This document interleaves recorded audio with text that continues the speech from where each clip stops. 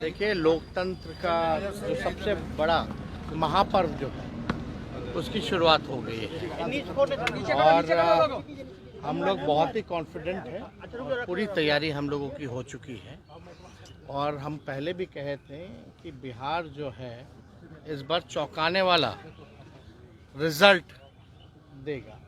हालांकि बहुत सारे टीवी चैनलों ने अपना सर्वे किया है, उनका काम है, उनका प्रोफेशन है, लेकिन चौंकाने वाला शब्द इसलिए हम कह रहे हैं कि जो अंडर करंट जो है लोगों में, खासतौर पर बिहार के लोगों पर दो चीज़ें देख रही है। 17 साल बनाम 17 महीने और दूसरा केंद्र सरकार के 10 साल में बिहार के लिए क्या किया।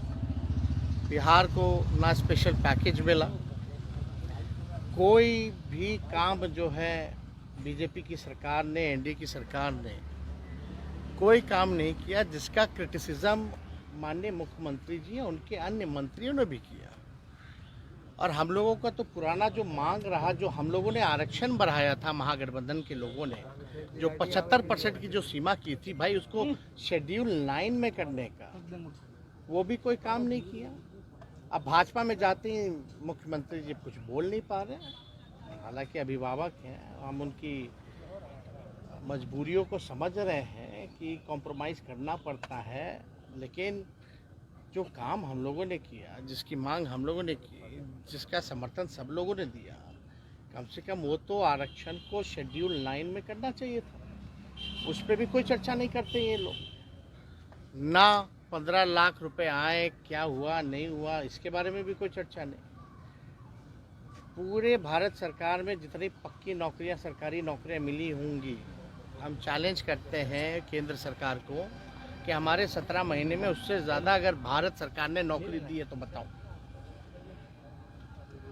तो असली मुद्दा ना महंगाई कम हुई, ना किसानों की समस्या को इन्होंने दूर किया, और ख़ास तौर पे बिहार को आगे बढ़ाने के लिए, क्योंकि ये सबका मानना है पिछड़े राज्य बिहार के अलावा भी और भी पिछड़े राज्य हैं। अगर बिहार जैसे राज्य अगर आगे ये बढ़ाने में सहयोग नहीं करेंगे तो भारत कैसे आगे बढ़ेगा। दूसरी बात, 40 में से 39 सीटें इनको मिला पिछले बार। ये 39 सांसदों ने अपने अपने लोकसभा क्षेत्रों में कौन सा ऐसा काम कर दिया, कौन सा ऐसा कारखाना केंद्र सरकार ने यहाँ लगवाया। हम लोग 17 महीने थे तो 50,000 करोड़ का एमओयू निवेश जो है, इन्वेस्टमेंट, उसका हम लोगों ने करवाया था, जो यहाँ इन्वेस्टर मीट हुआ था। लालू जी जब केंद्र मंत्री थे, कई कारखाने रेलवे के यहाँ दिए, 90,000 करोड़ का मुनाफा दिया, कूलियों को परमानेंट किया, कुल्हड़ किया, हर बजट में किराया भाड़ा जो होता था उसको कम किया, गरीबों के लिए गरीब रथ निकाला, बिहार के लिए कई स्पेशल स्टेशन, हॉल्ट से लेकर के कई ट्रेनें दी। तो ये काम तो बताना पड़ेगा ना कि भाई काम पे ना वोट मिलेगा। 400 की बात कर रहे हैं, वो चाहे तो 500 पार भी बात करें, 1000 भी करें, भाई उनका मुंह है, वो उनकी बात है। लेकिन हम तो भाई जो हकीकत है, जो सच्चाई है, जो जनता की बात है, उसी को हम कहेंगे। तो बिहार जो है, हम लोग पूरी तरीके से कॉन्फिडेंट है। बिहार जो है देश को दशा दिखाया है हमेशा। इस बार भी मुख्यमंत्री जी चले गए हों, लेकिन बिहार की जनता वहीं खड़ी है। भाजपा को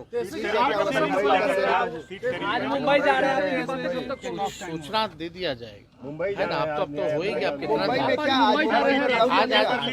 आज निमंत्रण दिया था तो आज हम लोग जा रहे हैं। और बताओ, 17 महीने में कोई पेपर लीक हुआ था क्या? और इसी को कहते हैं असल माफिया राज। अद्भुत है भाई, सरकार बदलते ही भाजपा जैसे आ गई सरकार में, एडमिट कार्ड के पीछे आंसर लिखा हुआ है। देश में ऐसा कहीं नहीं हुआ, ये अद्भुत। कुछ लोग माफिया राज खत्म करने की बात करते हैं, लेकिन हकीकत में हो क्या रहा है। ये बिहार में 70 दिनों के अंदर 2 लाख से ज़्यादा लोगों को नियुक्ति पत्र हम लोगों ने बांटा। एक पेपर लीक हुआ तो बता दो, लेकिन इनके राज आते आते फिर से वही पेपर लीक। भाजपा का जहां राज रहा वहां पेपर लीक, यूपी में पेपर लीक, मध्य प्रदेश से लेकर के हर जगह।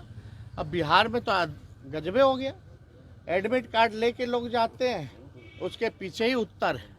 तो हम तो चाहेंगे कि इस बात को आप लोग भी समक्ष जो है रखने का काम कीजिए। बड़ा